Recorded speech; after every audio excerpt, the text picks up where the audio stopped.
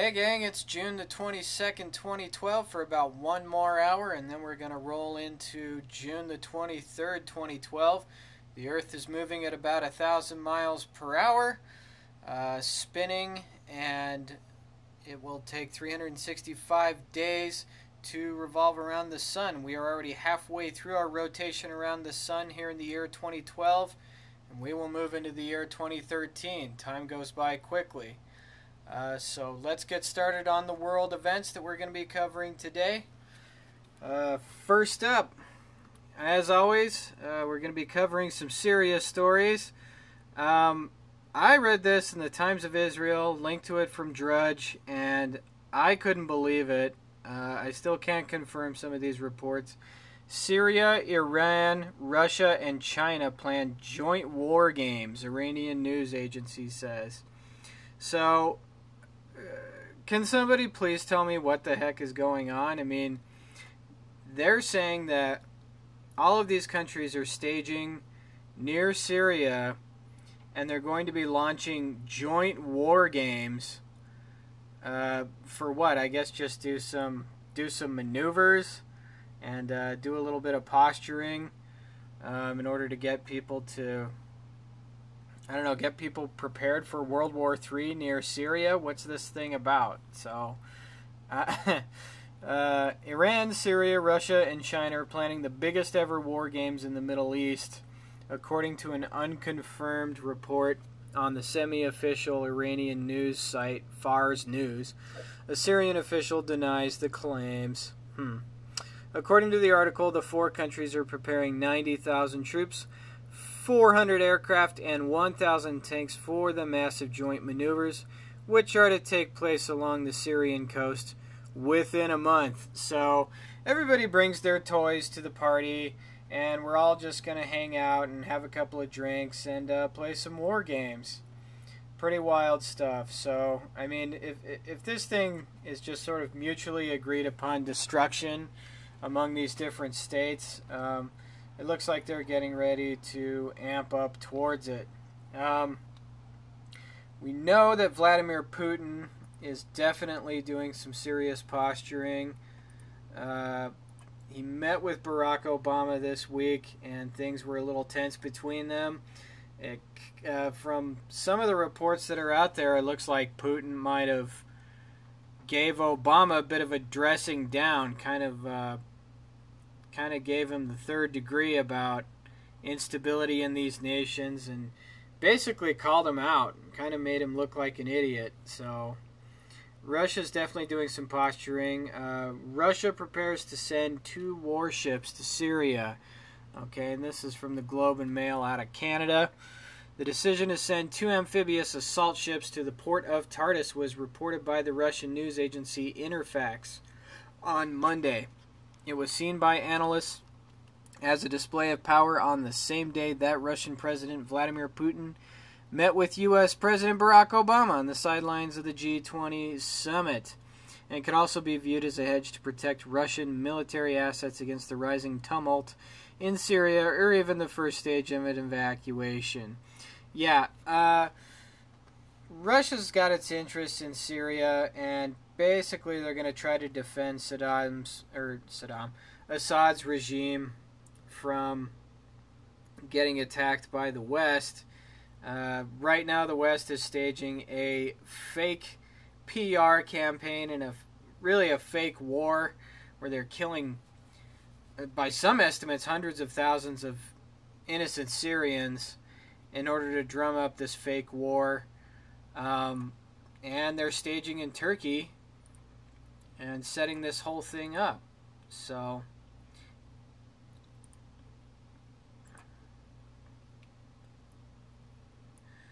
okay, and over here we've got the Genius Corner reports that the CIA spies in Turkey are secretly helping armed gangs in Syria. So the CIA is staging in Turkey and setting this thing up so that they can move these troops into these populated areas where they can tie up civilians and kill them and shoot them shoot them with knives. Suicide bombings are going on in Syria. Yeah, that's Al Qaeda.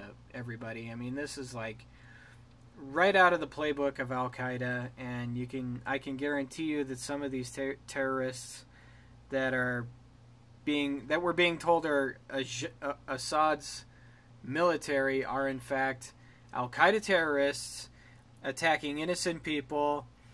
The CIA agents in southern Turkey are secretly helping the armed gangs fighting against the Damascus government in Syria, a report says. According to a New York Times report published on Thursday, some U.S. and Arab intelligence officials say a group of CIA officers are operating secretly in southern Turkey, and that the agents are helping the anti-Syria governments decide which gangs inside the Arab country will receive arms to fight the Syrian government. Wow. So even the New York Times, I mean, this is how sloppy they are. Even the bought and paid for controlled media has to report on the veracity of the claims that CIA is setting up in Turkey and moving their forces into Syria to drum up this fake war. And Hillary Clinton gets on TV and she cries and she says, "What about the children? How are we going to help all the Syrian children? We've got to blow up this whole country to save them from their horrible leader Assad." Assad's not a good guy. I mean, about 1,500 by some estimates. Well, maybe even only a couple of hundred people have been killed in protests last year in Syria, and we basically took the ball and ran with that. Syria is all about a pathway to Persia. Once we secure Syria, and when I say we, I mean the United States government. See, I have to deprogram myself. I have to stop saying things like we.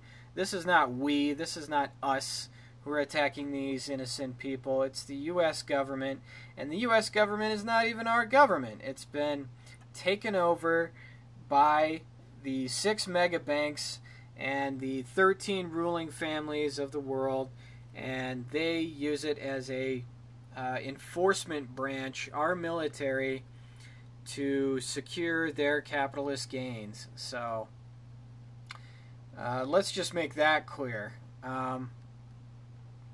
Our government is set up outside Syria to, basically create this false war. Say that they have weapons of mass destruction, which is what they said last week. Oh yeah, they're trotting out that old mantra that this country has weapons of mass destruction, so we have to kill their evil dictator and liberate the poor Syrian people who are being killed by armed insurgents, black uniformed Al-Qaeda that we fund, that NATO and other Western governments together have funded and armed and put into Syria, and they killed a bunch of innocent people. We're going to kill some more if there's a hot war that happens, and then World War III is going to happen. We're going to get attacked by Russia and China, and again, when I say we, I mean the United States military is going to be attacked by Russia and China and the Eastern Asian power bloc, and World War III is going to kick off. So this is a really good idea. This is your tax dollars at work. This is the overtaking of your private, peaceful economy in the United States by the United States military-industrial complex and perverted to serve the whims of the corporate banker masters who realize that their system is unsustainable and they want to bulldoze the Middle East, rob them of their resources, and turn it into a smoking crater in the ground while bankrupting people at home. So, yeah, that's the plan. Says here, Saudi Arabia, this is from The Guardian, Saudi Arabia plans to fund Syrian rebel army. Yeah, you think? So, not only is Israel getting in on the game, but Israel's best pals, Saudi Arabia, their Arab buddies, are also getting in on the act. And a lot of Middle Eastern countries are involved in staging this coup. I mean, Saudi Arabia, Qatar, Kuwait is, hosting American military forces in there now. So, yeah, it's on. Syria is going to be the next staging ground, possibly for World War III. Putin's looking forward to it. Obama's looking forward to it. Oh boy, we're just going to have a great war. These guys are excited. They cannot wait to roll their tanks over innocent people, shoot a bunch of nuclear ICBMs at them. And then there will be Assad getting hung on TV or getting shot or whatever by Al-Qaeda. And then Al-Qaeda will move in, take over the country, destabilize it again, and then we'll send in our troops to kill Al-Qaeda because Al-Qaeda is bad. And then maybe we'll have democracy and peace on earth after that, right? That's the big game plan. Sounds good to me. Yeah, war is peace, everyone. Oceania has always been at war with East Asia. Remember that. We will always be at war with East Asia. The war must never end because that is the only real economy now. Now today, reports were going around that a Turkish fighter plane was shot down by Syrian anti-aircraft weaponry.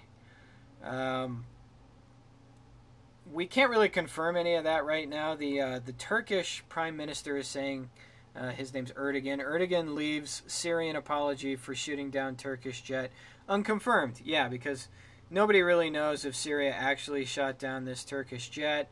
What was discovered is an ejection seat, like part of the fuselage of the plane, some other stuff, but there's really not any eyewitness reports of this plane getting shot down. I mean, if I was the Western military, I would try to create some kind of a false flag diversion, saying that Syria shot first, so we have to basically pound them into the dirt and shovel all of their innocent civilians into a mass grave because they shot down one stinking airplane. But that report seems to be, if not an exaggeration, just kind of unconfirmed at this point. So the Turkish Prime Minister is not confirming whether or not the plane was actually shot down. And Syria allegedly apologized for the plane getting shot down. Sorry about that, guys. We shot down your aircraft. Even though we know that there's like a massive no-fly zone around the whole airspace of the country, still we shot down the aircraft by mistake. So sorry about that. Yeah, they want us to buy that. But anyway, that's maybe we'll learn more about that throughout the week. So if there's any more reportage on it, we'll get that in the next news roundup and get it straight into your face, the truth consumer at home. Okay, other stuff happening this week.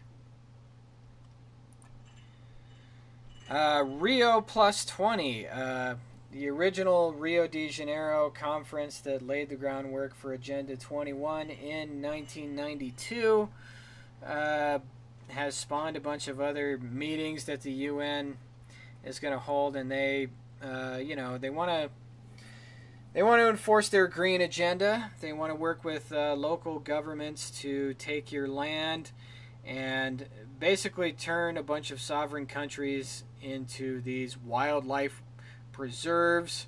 What they have planned for the United States is pretty shocking. Agenda 21 wants to turn the United States, this is the United Nations, wants to turn the United States into about 50% of a nature preserve where no humans are allowed to enter. It's strictly under surveillance, under strict surveillance, heavily monitored to protect nature, and everybody's going to be crowded into these horrible mega cities that are just this total slave grid, these planned communities that are created by these planetary bureaucrats. I mean, this is how these people think. They really think that they're going to do this stuff.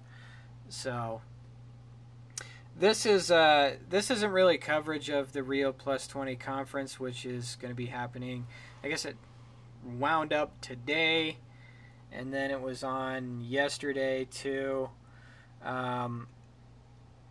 Here's a good interview. This is really just more of like a summary of what the UN is all about with their green Naziist agenda.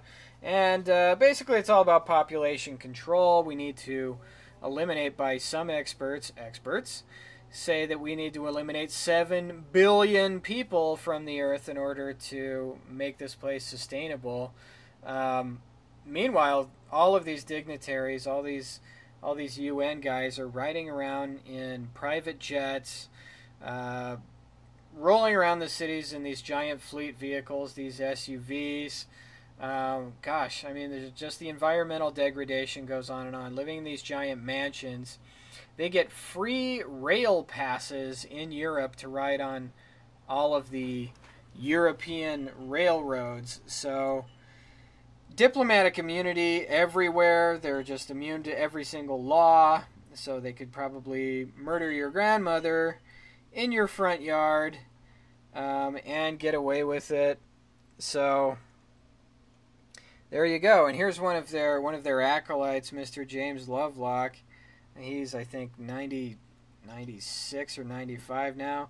Looks pretty good. I mean, that's what happens when you never work a day in your life. You look like you're 70 when you're really like 96. Anyway, if you remember in the last news roundup, we had an article where this cat, James Lovelock, basically said that climate change isn't happening. Climate is doing the same old thing it's always been doing. Sorry, folks, it's all bunk. I was a big proselytizer of climate change, and it's just not real. Climate isn't really changing. To say that climate is changing is kind of redundant, because that's what climate does. It just changes all the time. We're just trying to get your money, but hey, I stand by my guns. We still need to save the earth. The UN needs to kill 7 billion people. We need to make sure that the developing world doesn't develop too much so they don't become like Westerners. One of these guys at this Rio summit said that, I don't remember who made this claim, but he's like, Westerners don't need more plasma TVs or automobiles or whatever.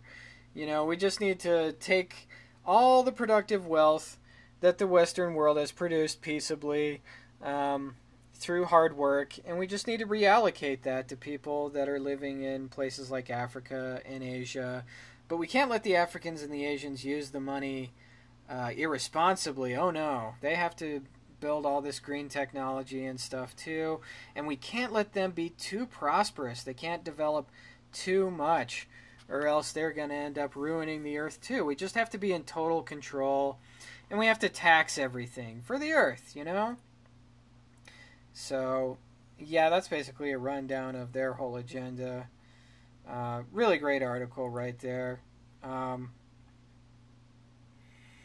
Now, these women's groups are protesting the green economy in Rio de Janeiro. Now, these are kind of like these women socialist groups, and this is happening all over Latin America, these female socialist groups. I don't know if socialists are waking up and realizing that this is really just a capitalist scheme to get more money, that the green economy is really just more tax usurpation by the globalist statist masters. I guess they're waking up to that. But they're still socialists, so I guess they're like, hey, let local governments steal all of our money. We're okay with that, but hey, when it's the UN and they're using it just to make money, these horrible, greedy capitalists, we have something to say about that. So, thousands of women representing social and farm movements marched in central Rio Monday to rail against the green economy advocated by the Rio Plus 20 Conference on Sustainable Development. Behind a large banner of the International Peasant Movement via Campesina. Yeah, the peasant movement. We're the peasants! Yay, we love to be poor. We're the peasants forever. Via Campesina proclaiming, the peoples are against the mercantilization of nature. They marched several miles to the Flamengo Park, the venue for the People's Summit, organized by civil society groups on the sidelines of the Rio Plus 20 event. Several hundred men closed off the march to show their solidarity. So their wives dragged them to this thing, and they get to hang out on the periphery and eat sandwiches while their wives march in the street and rail against capitalism. I guess that's the idea here. No to green capitalism. Yes to an economy based on solidarity. Yes to people's sovereignty, she added. Definitely, sister. We definitely want some sovereignty and green capitalism. State capitalism in any form is just unacceptable. So I don't want to be too hard on these folks. They're waking up and they're protesting the system. I mean, that alone is positive. Here's some other funny stuff in here. The marchers comprise women of all walks of life, students, rural and indigenous people, some carrying placards reading, "Women are not to be slapped on the face or the buttocks." So I guess I don't know what that has to do with green capitalism or really capitalism at all. But yeah, women are not to be slapped on the face or on the buttocks. I mean, I would argue that there's probably, in a healthy relationship, a certain degree of consensual slapping of the face and buttocks for women. But I will just leave it at that.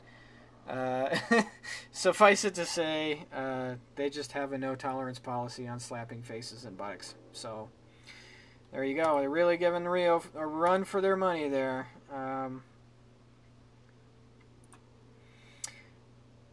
Here's the thing about Rio, too, is that in the past they've been semi-transparent. They've been open to journalists, and they've been not welcoming, but they've, basically had all of their activities out in the open. And now, because of all the protesting and because of all the backlash that they've gotten, they're hiding all of their official documents.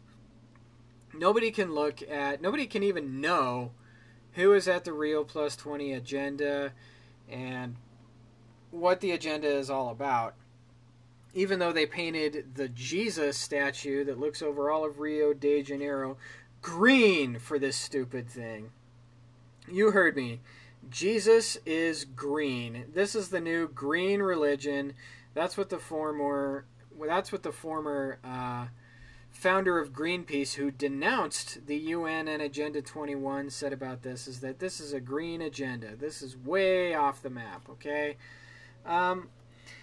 So the word on the street is that Rio Plus 20 is kind of a flop, though. I mean, there's just like no enthusiasm. They're just talking about the same stuff over and over again every year, and now they're meeting again just 20 years later. And they've failed to conquer the world and subjugate people and enslave the human race, so they're really disappointed about that. The problem is that people want too much freedom. People like you and me are standing up for themselves, and even misguided morons like the socialist women's movement are fighting back. This cat, Lord Christopher Monckton, is a firebrand. You probably can't see him at home, but I'm going to include a video that's got Monckton calling a bunch of Obama youth kids a bunch of Hitler youth and calling them Nazis and stuff because they support this stuff. One kid goes, "Hey, I'm Jewish. I'm offended by what you're saying by calling me a Nazi." And Monckton basically says, like, well, stop acting like a Nazi if you don't want to be called a Nazi. Stop chanting all these robotic slogans and following this stupid green agenda without studying any of the science that has widely debunked climate change. And they're not talking about climate change at all anymore. I mean, even the official guys who made this whole line up about climate change, they're not even touching that stuff anymore because they know that the science is out and that it's all bunk, and that even their own James Lovelock has said that none of it is true. So yeah, they're just talking about like overpopulation. How are we going to get food and water to all of these people while still ripping them off? And oh my God, it just goes on and on and on. How useless is the UN? I mean, they have to go through this whole legitimization procedure to show people that they're still relevant, and it's just so tiring. And that's probably what a lot of the delegates are thinking, is that this organization is BS, it's no longer relevant. But they're not, but they're still talking about trying to kill us. You know, why don't you all just kill yourselves, okay? spare us all of your all of the resources that you're hogging up, jetting around the world, hogging up taxpayer money and being total greed heads. And I mean, if we just skim the top of that 1%, I'm not saying we should, but if we did, if we got rid of that top 1%, boy, would we be living well. So, you know, if you really wanted to make an environmental change, why don't you just go ahead and kill yourself? All of you delegates over at this Rio Plus 20 place, except for Lord Moncton. Keep hanging in there, Lord Moncton. You're awesome. You're awesome. All these other cats can just off themselves for all I care. I know those are strong words, but that's really how I feel, because these guys are total eugenicists, money-grubbing thieves, and they need to be made accountable for what they did. Okay. Enough of that. So another big news item, and I guess I don't have a lot of reports on this, but there's just so much stuff breaking all the time. I mean, this thing is going crazy. Eric Holder has refused to produce documents related, you know, and we're talking emails, memos, related to Fast and Furious. We talked a little bit about this last time. Fast and Furious is otherwise known as the ATF gun walking scandal. They sold guns to Mexican narco-terrorists, to these drug-dealing psychos who throw dead bodies onto the freeways in Mexico, and there's, you know, coolers full of heads that have been chopped off of people that are allegedly their enemies. They're not their enemies, you know, just even average citizens. They'll just cut your head off, put it in a box, and show it to the media. But hey, we're going to sell guns to those guys because, well, because we want to trace the guns and then get them on some kind of a, I don't know, like a RICO charge or something like that, saying that they bought the guns here in the United States. So we're going to extradite them to the United States, supposedly, and we're going to throw them in jail. It's just going to be a really good system. Oh, but we forgot to keep track of the guns. Oh, yeah, and then thousands of Mexicans died, and one border control agent named Brian Terry died because of this guy, pretty much. He's got blood on his hands. You can't really see it there. He's holding up his hand, but there's blood on there. And, yeah, so thousands of dead Mexicans and one dead Border Patrol agent. His name was Brian Terry. Eric Holder's responsible. He's not turning over the documents because he hates the Constitution. He hates Congress. The Department of Justice and the executive branch doesn't consider themselves accountable to anybody. And Obama has pulled out the executive privilege card and said, no, we have to protect this thing. I mean, here's how I know that these memos are huge. Huge. Because Obama would not destroy himself politically in the election season by invoking executive privilege just to save a weenie like Eric Holder if there wasn't something just totally mind-blowing in these documents. My prediction, they are trying to get some kind of a Second Amendment attack, some kind of gun ban happening, and they're going to use the sale of weapons to Mexican terrorists as a pretext to go after the Second Amendment and come and grab your guns. So that's the game plan, and from some insiders, according to, I think it's the Attorney General in California, he said that he's seen some of these memos, and he wasn't specific, but he said that it would ruin Obama. Ruin him, that he would be impeached if this stuff came out. So, not a smart move for Obama politically. I mean, I would just throw Eric Holder under the bus. I would just be like, you know, forget you, man. You allowed moles into the Department of Justice, and then they leaked all of this information. You know, why don't I just let them throw you in jail for contempt, and then I'll hire one of your clones out of George Washington University or whatever. So, I have no idea why he's protecting Holder. Holder's a weenie. Holder's small time. If I was Obama, I would throw that guy under the bus and I would move on. And I would just tell everybody that I'm going to repeal the Second Amendment anyway, because I'm a dictator, because I'm Obama. All right. So, yeah, we only got one report on that, but that's a big news story. Fast and Furious, and there's just stuff breaking on that all the time. I mean, it's just an exploding story. It's awesome. I'm sorry. You know, even like the really sick stuff, if you're a news junkie and you're into this stuff, it's exciting, man. It's really strange, some of the reactions that I have towards this stuff. I should be really scared and really pissed off, and I guess I am. And this is my defense mechanism, I guess, is just to get excited about like really screwed up news. Anyway, head on over to InfoWars 2. This is a short video with Alex Jones, and he's going to explain how the financial implosion that's going on worldwide is basically planned by the 6 mega banks who constantly have to be propped up.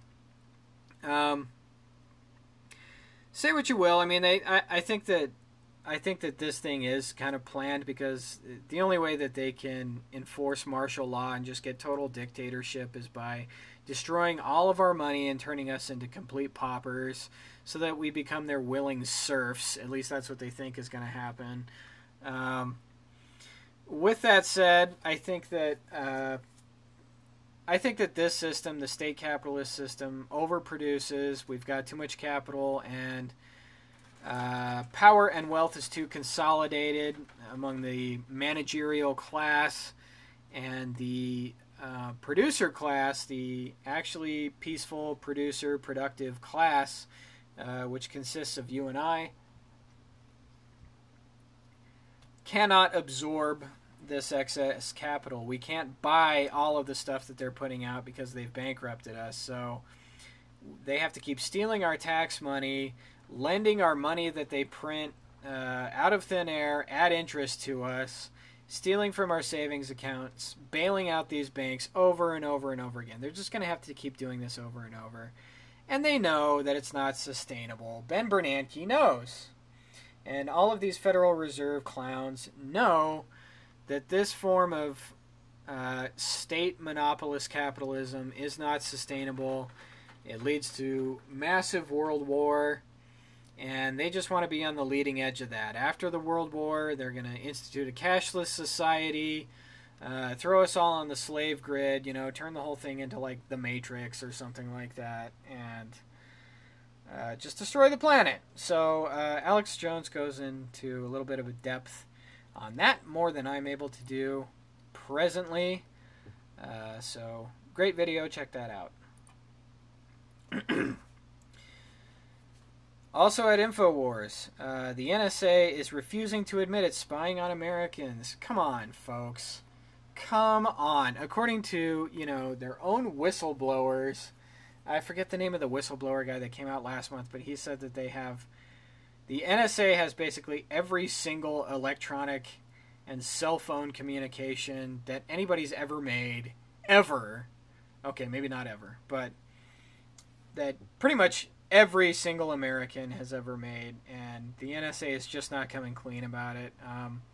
We talked a little bit about Google's connections with the NSA. I mean, Google's not even connected to the NSA. Google is the NSA. Google is mining data from us, keeping it in their giant facilities. One is in the Dalles, Oregon, and basically spying on us while sucking the money out of us. I mean, that's the brilliance of this program. The CIA creates this thing that spies on us and gives them a giant data farm on every single American.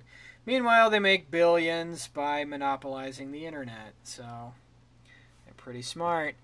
The National Security Agency has refused to provide details on its clandestine domestic spying program, as requested by 2 prominent senators, suggesting that to do so would violate the privacy of Americans. Violate the privacy of Americans?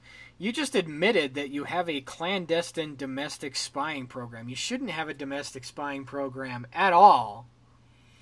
And these senators, these weak, spineless, jellyfish senators, are just like, may we please find out more about what Americans you're spying on, why you're spying on them. We just want to know. It's okay if you do it. We just want to know more about it.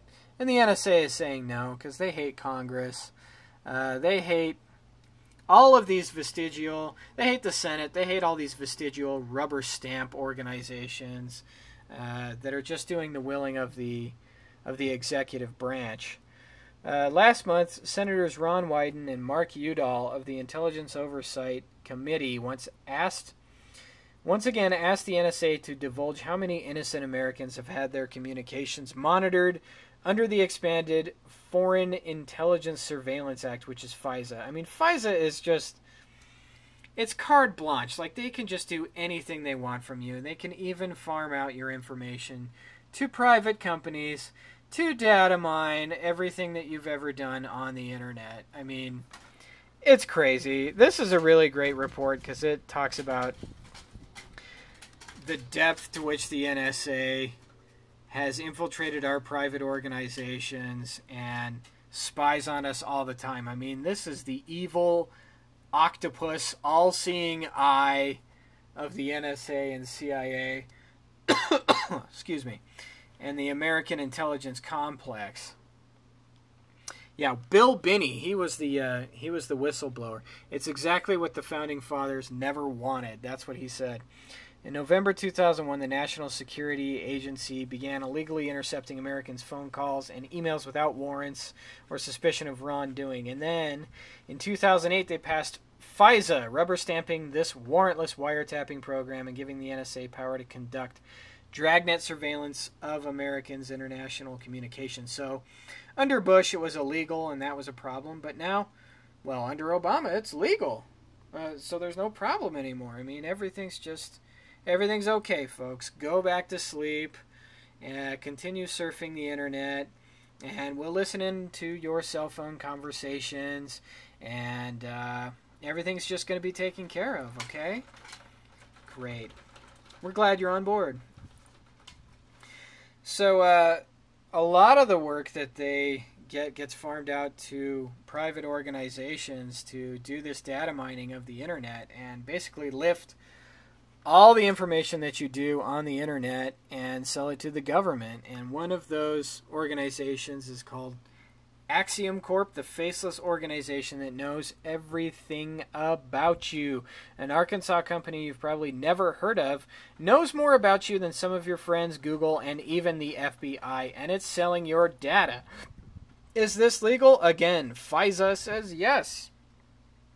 So, our vestigial rubber stamp organizations, the Senate and the Congress, just push this legislation right along because that's what the executive branch wants, and that's who they work for, right? They don't work for the American people. They never use the checks and balances that have been designed into our system to make sure that stuff like this never happens. Let's read this. If you're worried about Google or Facebook tracking you online or holes in your iPhone security, there's no holes, okay? It's just completely transparent. It's a total window into your private life through your iPhone. Anyway, this is much worse, says Gizmodo's Conliffe. We sort of knew that commercial data miners existed, but Axiom operates on a terrifying scale. And it's very likely that the company has an ever-growing dossier of 1,500 data points on you. The Times alarmist piece about Axiom conspiring to serve you extremely accurate ads would be more frightening, says Kashmir Hill at Forbes. If on the same day, on the same page, the paper hadn't run an alarmist piece about how it's impossible to know a person's age online, and thus impossible to keep creepy old pedophiles from lurking on kids' sites. Well, which is it? The media is sending mixed message on the state of online privacy, and this is just one extreme example. Holy cow! So they're telling us that there's these companies that are spying on us and data mining us constantly, but it's also impossible to tell somebody's age on the internet. And we need more laws controlling the internet because of all of the viruses and all of the cyber terrorism that's going on. Even though the internet is, totally controlled by these evil private corporations that sell our information to the government. And the NSA owns Google, and they have their fingers in Microsoft and Yahoo and a bunch of other organizations. But yeah, we need more laws. We need to control the internet. We need to mobilize now to safeguard the internet. We need to maintain a people's internet.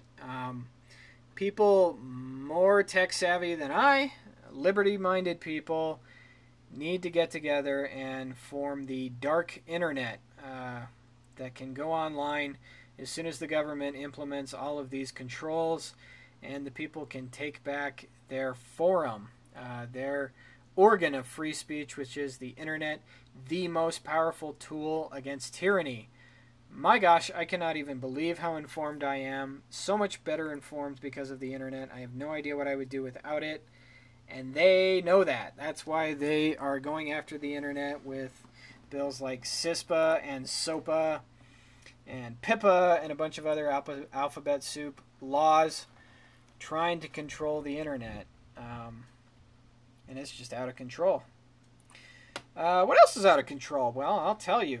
Doctors in England are killing 130,000 elderly patients every single year. Top doctors chilling claim the National Health Service kills 130,000 elderly patients using, you guessed it, death panels.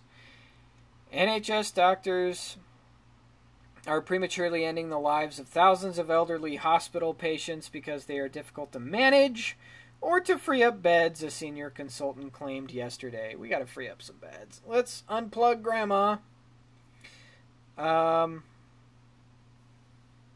Professor Patrick Polcino said doctors had turned the use of a controversial death pathway into the equivalent of euthanasia of the elderly. He claimed there was often a lack of clear evidence for initiating what's called the Liverpool Care Pathway. Oh, the Care Pathway! Everybody get on the golden Care Pathway. And we're going to kill Grandma and hire 10 teachers, according to Bill Gates, because of the Care Pathway. A method of looking after terminally ill patients that is used in hospitals across the country. It is designed to come into force when doctors believe it is impossible for a patient to recover and death is imminent. So regardless of what your family thinks, regardless of what's going on, we are just going to sedate you, put you on a bunch of pain meds, and we're going to pull your feeding tube out. We're going to stop feeding you. You're going to starve to death. It'll take about 33 hours for you to die. But don't worry, everything will be painless, and the taxpayers will reap the benefit of this horribly corrupt and inaccurate socialized medical system that's coming here to the United States. So look out, Grandma. Here comes death panels.